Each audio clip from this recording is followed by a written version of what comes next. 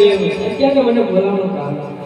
અરે હા પહેલા ઋષિ મુનિઓ કે હજારો વર્ષ સુધી તપ કરતા છતાં પણ મારા ઇન્દ્રાસનને ઉની આંખ ન આવતી અને અત્યારે કોઈ મૃત્યુ લોકનો માનવી ફક્ત ને ફક્ત 3.5 દિવસની અંદર મારું ઇન્દ્રાસન પોપટના પાંજરાની માફક હાલત ડોલક ડોલાવી રહ્યો છે જો આના વિશે તમે કઈ જાણતા હોય એ તો જલ્દી બતાવો નકર એના ધરતી મસ્તક જુદા કરો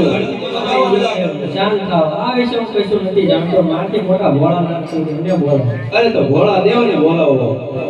આજે વિષ્ણુ એ બોલાવે ભોળાનાથ